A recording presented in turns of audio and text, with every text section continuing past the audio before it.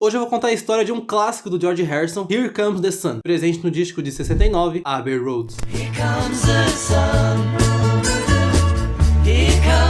Ela foi composta pelo guitarrista George Harrison e ele usa a figura do sol como um símbolo de paz, um símbolo de esperança. Então na letra ele diz que tem sido um longo, frio e solitário inverno e que de repente aparece o sol e os sorrisos voltam para os rostos das pessoas. Em 67, após a morte de Brian Epstein, que era o empresário dos Beatles, eles estavam procurando alguém para representá-los coletivamente. Eles até tinham recrutado o irmão da mulher do Paul McCartney, um sujeito chamado John Eastman, que ele trabalhava como advogado. Então depois que o John Lennon e a Yoko Ono se reuniram com um cara chamado Alan Clay, que ele já trabalhava nesse ramo de empresário musical, eles resolveram que esse cara ia começar a cuidar dos negócios dos Beatles. Todos os membros da banda concordaram com essa ideia, exceto Paul. Ele ficou com o pé meio atrás. É como Steve Turner fala no livro The Beatles, História por Trás de Todas as Canções.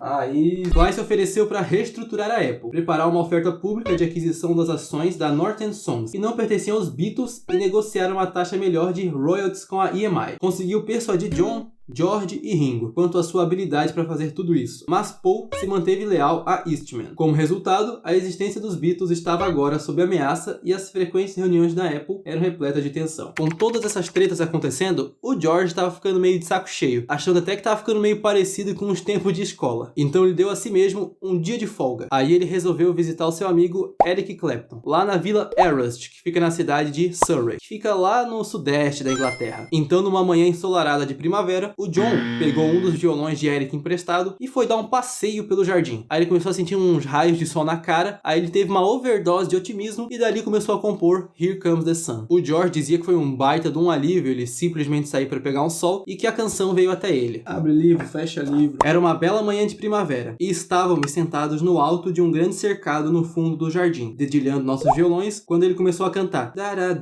It's been a long, cold, lonely winter, e começou a formatar até que a primeira estrofe estivesse completa e fosse a hora do almoço. O George acabou de compor a música em mais ou menos junho de 69, enquanto ele tirava férias lá na Sardenha, e ela foi gravada em julho daquele mesmo ano. Ela não teve muitos problemas na hora de ser gravada. No entanto, Something e Here Comes the Sun foram bem importantes para o George nessas sessões do Abbey Road, porque pela primeira vez em todos esses anos, o George chegou no estúdio com um punhado de músicas que eram melhores do que as do John e do Paul. E geralmente, quando ele chegava com uma música nova, os dois ficavam se intrometendo, querendo mudar o jeito que era tocada e tudo mais. Segundo Geoff Emerick, no livro Minha Vida Gravando os Beatles, nas sessões do Abbey Road aconteceram coisas como essa. Certa vez, Paul estava tentando sugerir que ele acrescentasse uma parte em Here Comes the Sun, e Harrison interrompeu bruscamente dizendo, não, eu acho que a música está ótima assim. Quando Paul insistiu, Harrison o interrompeu, olhe, eu não tenho de ouvir você. Esse tipo de diálogo provavelmente não teria acontecido nos primeiros tempos. Agora aqui vão algumas curiosidades sobre a música. Curiosidade número 1. O John Lennon não participou das sessões de gravação dessa música, porque ele tinha acabado de sofrer um acidente de carro lá na Escócia com a Yoko Ono. Hunter Davis, no livro As Letras dos Beatles, John não se envolveu na gravação e perdeu algumas outras sessões de Abbey Road, porque se feriu no acidente de carro na Escócia com a Yoko Ono. Os outros continuaram o trabalho sem ele, o que jamais fariam 7 anos antes. E olha que interessante, quando John se recuperou, ele e Yoko instalaram uma cama de casal da Harrods no estúdio da Abbey Road. Yoko mandou suspender o microfone acima da sua cabeça para poder oferecer seus comentários, o que não exatamente entusiasmou Paul.